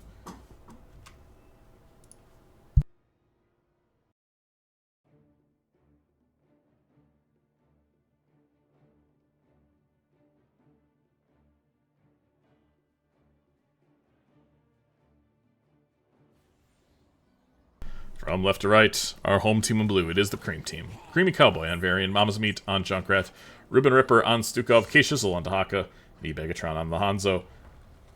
Meanwhile, for the team in purple, is Phoenix Rising Amethyst, Little Barista on Brightwing, Zerg Pern on Johanna, Soul Shepherd on Blaze, Chelsea on Thrall, with the worst skin, and Hunter's Tag on Chromie. With a sump pump failed, I was lucky to be able to G-gen the game, so I sat at my desk and the carpet was all wet, stayed up until the hardware store opened to replace the damn thing. We'll play it as a sump pump every 30 minutes for 8 hours. Oh my god. Oh man. That's home ownership in a nutshell, man. Holy. Take a look at our level 1 talents. They're all going blue. Hanzo W here. Everything else pretty standard. Low blow there from the Stukov. Time Trap popped a little bit early. And it looks like K-Shizzle's gonna get the top wave and then head bottom. Is he gonna dig bottom? If he gets polyed, it's, like, bad. Yeah. That's kinda what I was expecting to happen. Oh, but it's a beautiful tongue here, and Chromie is surely dead. Yeah, nice tongue there, so... Revenge. And now, Dahaka will be able to dig bottom. Wait, how is he able to dig bottom? Doesn't that shit go on full cooldown? I am so confused. I thought that goes on full cooldown. Go PRA, come on, Cream. Oh, God.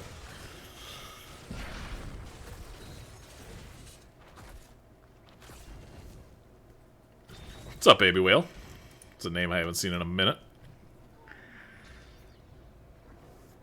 Blue team already getting their camp out here. Wise decision, as they really don't have a tank for a while.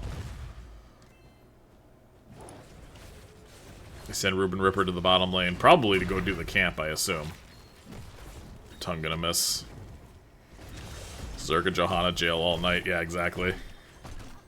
Just like if Fly have cancelled. Okay. He walked up. No, I understand he walked up, but I'm saying is he got polyed here trying to dig into the bot lane earlier. Yeah, and it got interrupted. And I swear I tried to do that and it gave me a full cooldown, but I must be wrong. Because I clearly just saw what happened. Good, man. Good. Season's been going well. NGS going well. It's been some really competitive games this season. Competitive divisions as well. They got a lot of people here in the bot lane. They're really focused on these camps rather, which is good. Brightwing is probably yelling at whatever DPS is to come help her right now, and yeah, it looks like Hunter's going to be sacrificed as tribute for camp duty. Taunt is online now. Thrall has to be much more careful.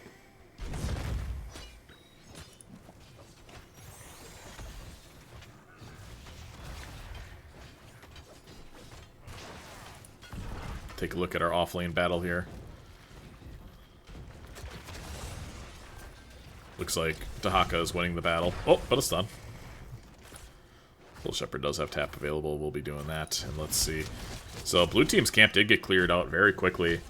Not really getting a lot of value. And there was a time trap here, and a Stukov was just sitting on it. And that would have been a dead Stukov. I guarantee that would have been a dead Stukov.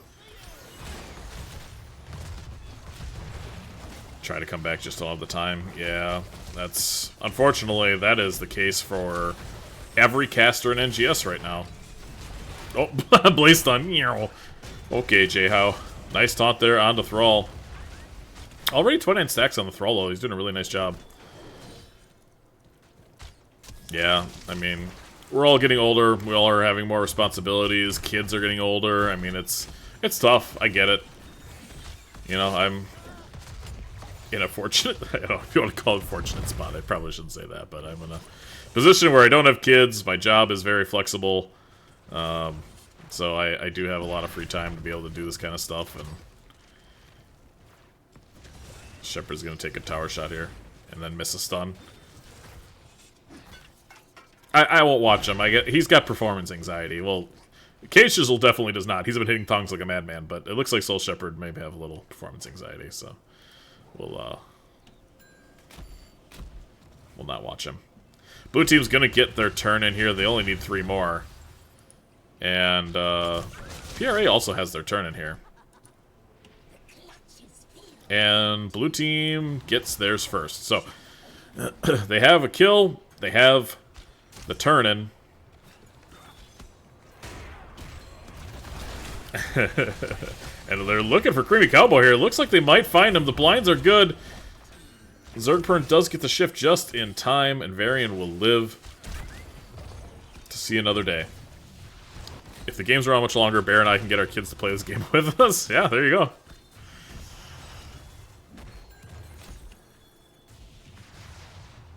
What build do we have on Chromie? Okay, it's just Time Walker's Pursuit. There's a taunt onto Chromie. Beautiful poly there from Bear. And the Junkrat is going to get the boop away instead of the boop in.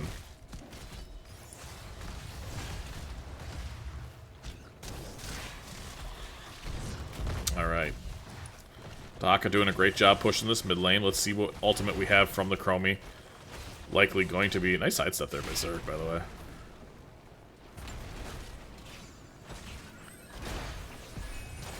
Chromie waiting till level 9 to take that ability. Nice cleanse there. Bear is gonna live, and now the Slowing Sands. See what it can do. Why does it show enemy Slowing Sands? What the heck? Why is it red? That's weird, right? Shouldn't that just be like yellow or neutral? Is it because... Huh, that's so odd. I guess maybe it always does that and I just don't notice. Yeah, I mean, with the game getting regular updates and, you know, if PTR patch coming out today, Chung, I think there's a good chance that the game will be around for a while yet. They're looking for K-Shizzle. K-Shizzle, my nizzle. Tong this time not going to connect. Performance anxiety strikes him now as well. There is a time trap. Because it's from the red team. Okay. But wasn't it from the red team last, like, game 3? Okay, it just shows the red team. Okay. See, I'm learning things all the time. Red Web Weavers are descending this time around. Is there a cooldown I particularly want to watch? Not really. I guess Taunt. I'll keep an eye on Taunt. It's easier. Here we have a shield immediately. Slowing Sand's not going to do much this time. And the arrow only hits the Chromie. It's a nice cleanse, though, from Barista. Spell armor used, but he is going to fall. And Hanzo will complete his level 1 quest. 41 stacks as well for the Junkrat. Continuing to get... Ooh, there's an ISO. He doesn't need to bunker, but he could if he wanted to. Let's take a look at our level 10s here from both sides. Because now both teams are level 11. Junkrat's still deciding, but we have Shield Wall, Massive Shove, Arrow, Isolation.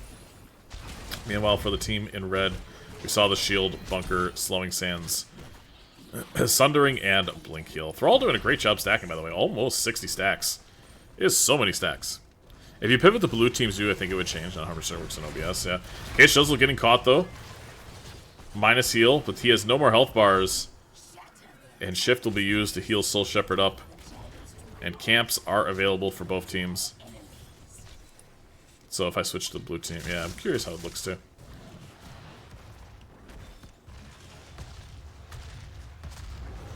Both teams have turn in again. Joe is turning bottom, Soul Shepherd trying to get his in here. Gonna need all of them. But both teams have some pretty good poke. None other than maybe this Johanna Creamy Cowboy. Gonna be able to get 10 more gems in. Ruben and E-Bagatron have a couple to go. Ruben Ripper's gonna get 10 in. Blaze gets 11. 11 would do it. K-Shizzle not gonna get there in time, and for the second time in a row, despite being down 2 kills, PRA is gonna have the Web Weavers descending on the blue team's forts. They look for an engage here. They only find Ruben Ripper. The Slowing Sands, ooh, big shield, gonna land onto Thrall. The silence is too much to overcome, and down he goes. But there's a time trap available. ISO in the back line is gonna connect. Spell armor is just a little early. And it's gonna be a 2-for-0 in favor of Cream Team there. Dahaka in the backline has been a story for the Cream Team this entire series.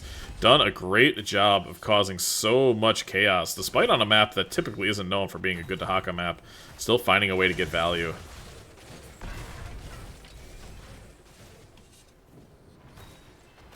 It doesn't look like any forts will fall. Might as well not have one now. Yeah, I mean, Junkrat's got kind of an ult. Sorta. It is Rocket Ride.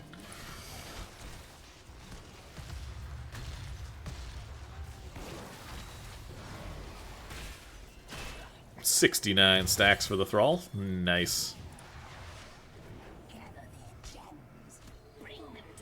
And blue team will have turn in immediately. Looks like he's going to be able to do that successfully. But we have an engage in the top line. Mama's Beat getting really low. And the Sundering's going to be able to finish him off. Now Creepy with Cowboy, the next guy potentially here. It's a good route from the Thrall. Zerpern continuing to go in. This time Isol's going to miss the backline. But Zerpern with a beautiful sidestep.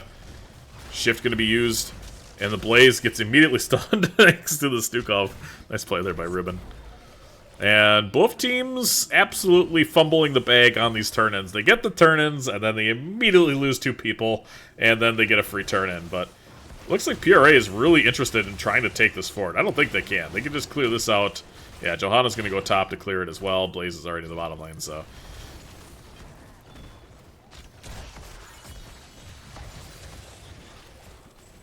74 stacks. Blue team, I believe, has another turn in here. Soul Shepherd is kind of a Narnia. Probably has to bunker this. Oh, no, he doesn't. Nice play.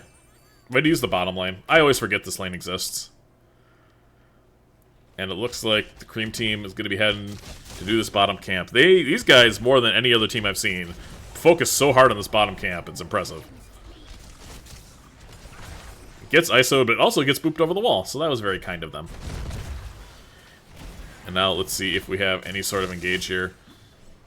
I don't think we're going to see much of one. Blue team does have more gems, which makes sense. They have a couple more kills, but not by much. Only 10 ahead on objective points. Both teams going to be hitting 16s at roughly the same point.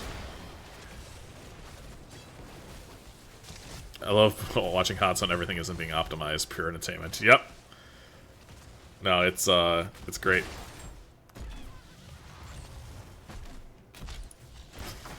Does he have another blind? No, no blind available this time. What's going on here in the bottom lane? I mean, both teams, despite having 2 turn-ins, nobody's captured anything. No buildings. And now Blaze getting taunted. There's a shield going to be used. Bunker down as well. And let's see now. We have the Slowing Sands, and Creamy Cowboy is going to be the target here. Blaze stun. Is it going to come out? Junkrat gets in the air, so he's not going to be out of this fight. But, oh my god, the arrow actually connects. And Blaze will fall because of it. Absolute shenanigans. And they look to go onto the Stukov. They're going to fight because, you know what, there's no Junkrat, so why not? And the damage is good, but Thrall getting tongued into the backline. Zergpern taking so much damage from this Junkrat spread volley. The 16s happened and immediately snagged. Nice play there by Mama's Meat. Shift going to be used. Brightwing getting caught by the tongue. Does have a blink available, but not able to get in range. And that is going to be about 35 gems down for PRA. And blue team immediately starts boss.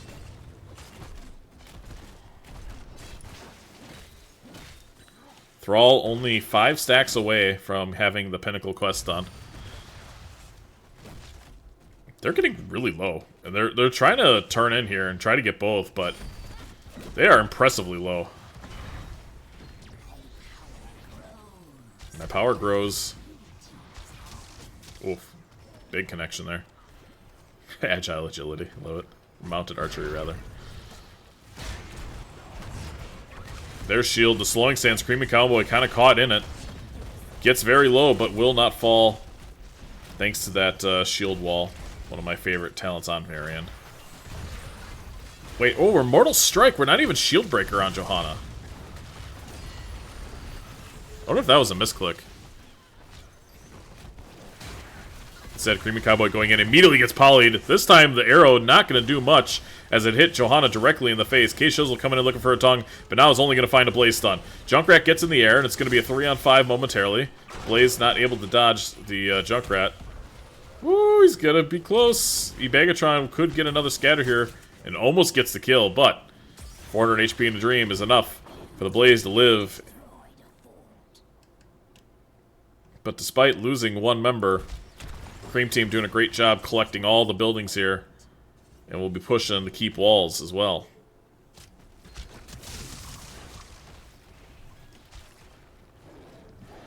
Chromie almost has level 20 Slowing Sands.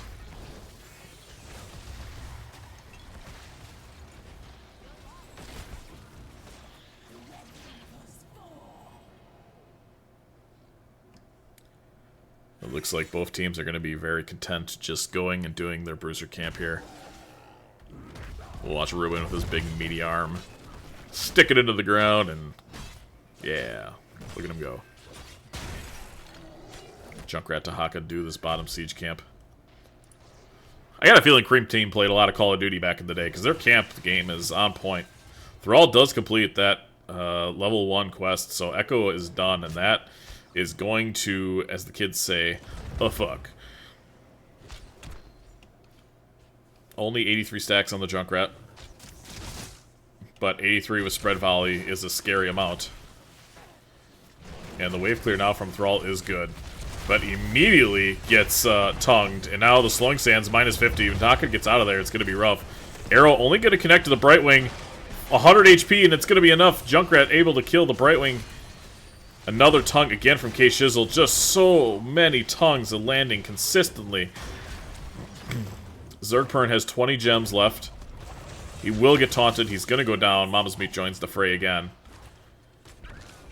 The boop not connecting this time. So they should be able to take a keep off of this. Yeah,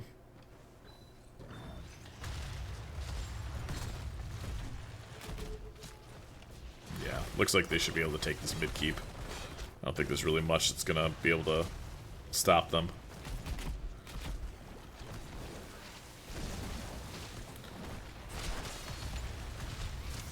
Variant in the Slowing Sands, though, taking minus 30. Hunter hasn't missed a Q here. Holy, that's 4 Qs in a row he's hit.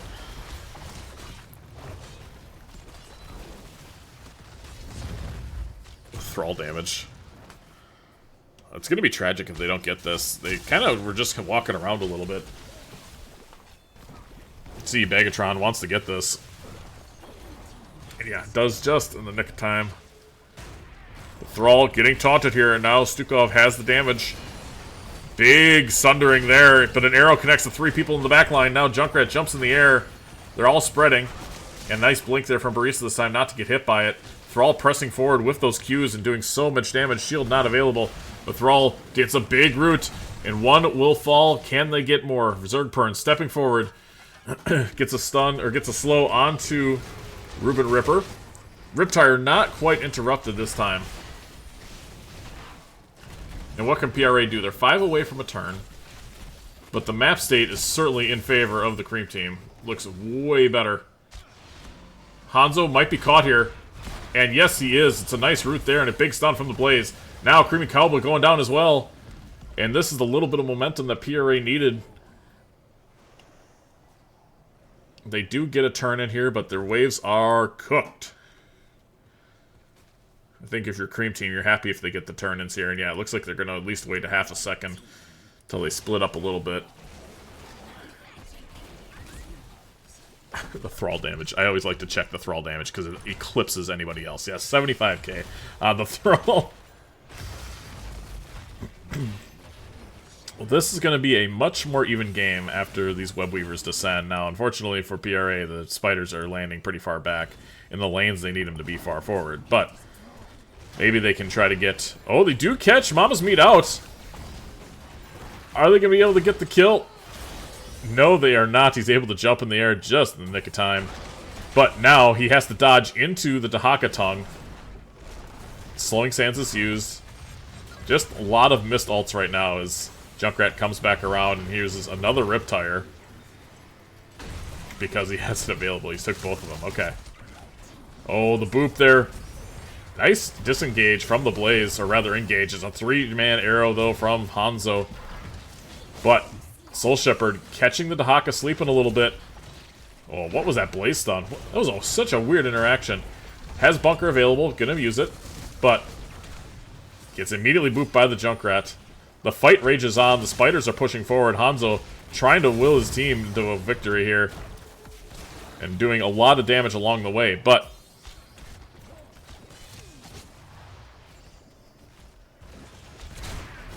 Thrall getting a little bit too aggressive here. Bears tries to save him.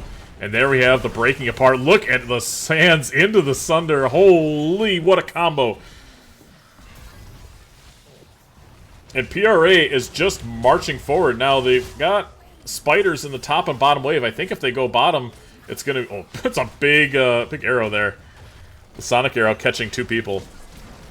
And PRA is going to try to end. I don't think there's anything that Hanzo can do to stop. It's a pretty big wave here. They're going to have Bunker available shortly. Shield is up in 32, but they're only going to have a Dahaka here. Thrall trying to get a kill, and they're going to find it. Thrall with a nice individual effort there. ISO going to miss this time. And despite Cream Team looking so far ahead this entire game, PRA storms back, is going to win Game 2 and this series. 2-1. GG's.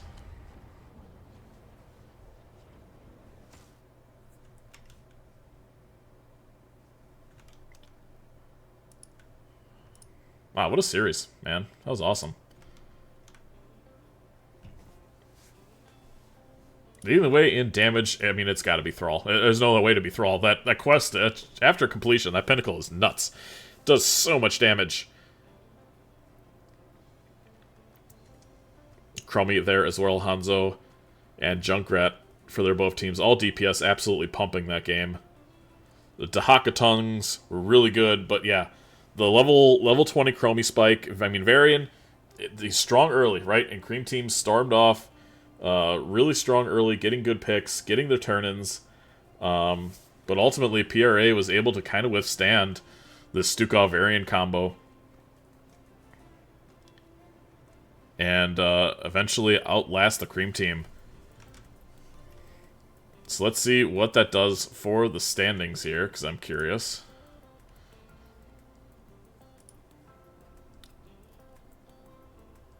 We look at Div D. PRA is on top. Cream Team is in the 3rd place right now. So they will they'll stay in 3rd place. there's 3 teams at the top of Div D. It's PRA, Cosmos, and Cream Team, and then there's a Golf of all the other teams. But these 2 are definitely the juggernauts of Div D. They're going to be definitely in the playoffs, and we'll see how far they go. See who's going to win this, because I got a feeling it's going to be one of these 2 teams or Cosmos. Yeah, that was an awesome game. Very, very close. I mean, 10-10 in kills, 20-minute game. Take a look at our talents here too, if you want. Surprised not to see Bolt. I think Bolt would have been better. Like, it's like, well, it's better generally, but the way he played the World Breaker and the Sundering into the Sands was incredible. It's like they've done it a million times. And they were able to come out on top, so a lot of credit to them. Let's see if they want to say hello.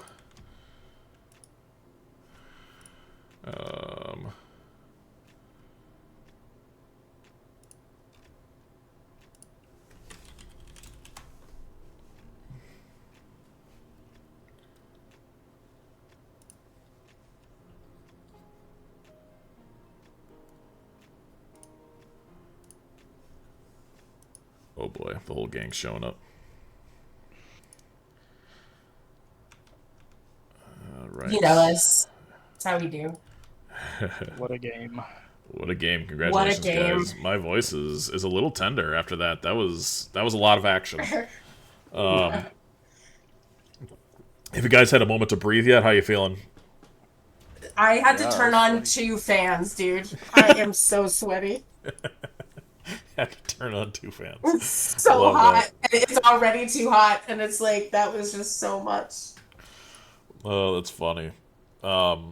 Congratulations, guys. Really, really fun games all night. God, where did we start? We were on Infernal Shrines, and for the most part, all night, very meta drafts. I don't think anybody was super surprised about what anybody was playing. There were target bans on both teams. That Infernal Shrines game, I think, ended up going 26 minutes. Ended with a bit of a backdoor. Can you kind of walk me through that last fight and what you saw? And were you guys just excited to win the fight and didn't even think about it, or was that talked about that backdoor is possible? What's funny is that we were talking probably for the last minute or so that we need to watch the backdoor. We need to watch the backdoor. We need to watch it, and I think you're right. I think we got so stoked on winning a fight that we were like, oh yeah, that's the thing. They can backdoor. Yeah. We got the shrine. Oh no, we lost. Yeah, it was a bit of a bummer for sure. And as soon as I saw them walking, I'm like, oh, the game's over. They win. Because I mean, even if you had backed, the moment that they did, I don't think you defend it, because it was a 28-minute game or something crazy. Yeah. But a lot of really good individual efforts. A bunch of good entombs, and the Dahaka play was really, really strong. That game. I was just gonna say the Dahaka was really oppressive, really well played. Yeah, I mean, and even game 3 too, it was rough to play into it. So that's why we saw it banned in game 2. We saw the Dahaka banned in game 2 immediately.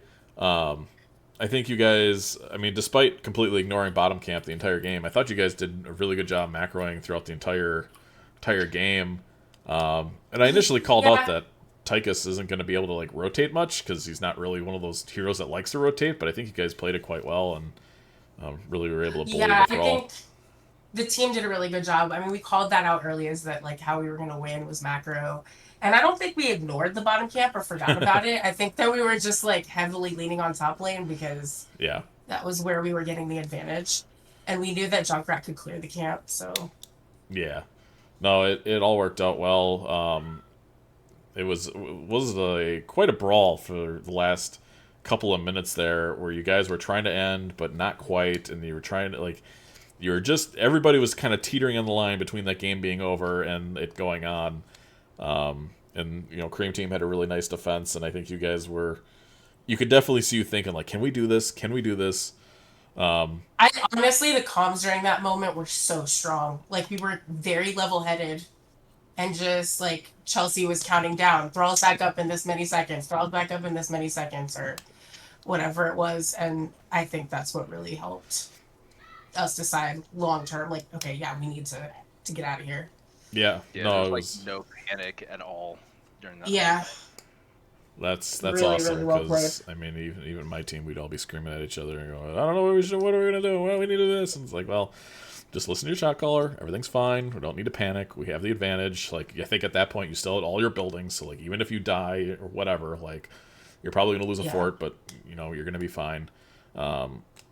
And that game, I think that game was the more decisive out of the entire series. I think you guys were winning 12-3 or something there in kills at the end. So you guys definitely played that game a lot better.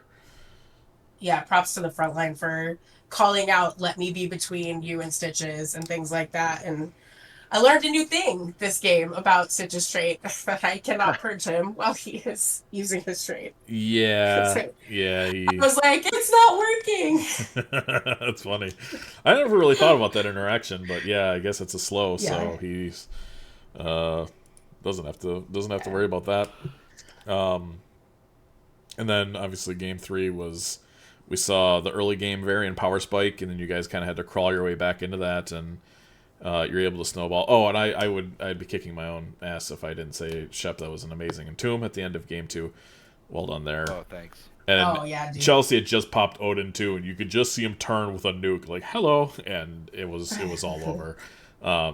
So great job there. And then yeah, I mean, game 3 was really fun. 10-10 in kills. You know, they had a chance to potentially end too if it had snowballed a little bit more their way. They got a boss, they got a turn in.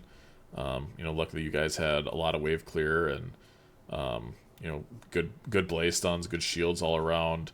The Varian Stukov was really oppressive. They played that really well, and as far as the Hakas go, I don't typically consider that a very strong Dahaka map, but I think K-Shizzle made me think maybe I should be playing Dahaka more on this map because it just a really nice job with his rotations and everything else. And I learned that if you poly while he's digging, you still have dig up, so I didn't realize that. Oh, that's good to know. Because you interrupted it. Yeah, you interrupted it in the top lane when he... You did. I knew that, but I didn't know that you said he just gets it back, basically. Yeah, it's just 10-seconded, so... Yeah. Because I was like, how was he back bottom already? And Blaze was down there pushing, and I thought, boy, he's going to get a lot of value. And suddenly there was a Dahaka behind him. I'm like, oh, must have dig. Yeah. But yeah, I mean, great job tonight. It was a heck of a fight. What a very brawly game.